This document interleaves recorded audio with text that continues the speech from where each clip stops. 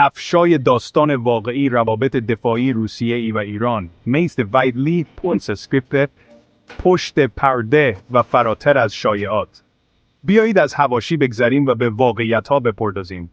اول از همه، روسیه و ایران، آنطور که خیلی‌ها فکر می‌کنند، متحد نظامی.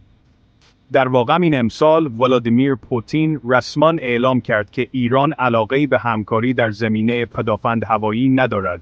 روسیه یک شراکت کامل را پیشنهاد داد، نه فقط فروش تجهیزات، اما تهران به سادگی نپذیرفت.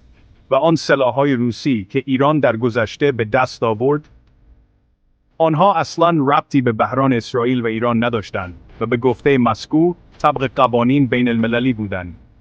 حتی آن توافق به اصطلاح استراتژیک بین دو کشور، هیچ قول دفاعی، هیچ بند مخفی. معاون وزیر خارجه روسیه تاکید کرد اگر جنگی با آمریکا در بگیرد، مسکو کنار خواهد ایستاد. بیایید کمی به عقب برگردیم. در سال 2003 ایران با روسیه برای سامانه قدرتمند پدافند هوایی S-900 قرارداد امضا کرد.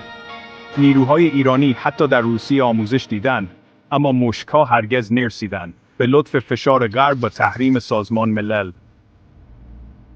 قانون خود پوتین جلوی تحویل را گرفت.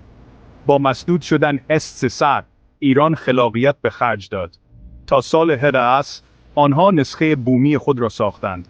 باور سه‌هست یا همانطور که خودشان میگویند S-300 ایرانی. در مورد S-7 پرزرق و برق‌تر چطور؟ مقامات ایرانی آن را نادیده گرفتند. خیلی گران، ارزشش را ندارد و به هر حال S-300 خودشان به اندازه کافی خوب بود.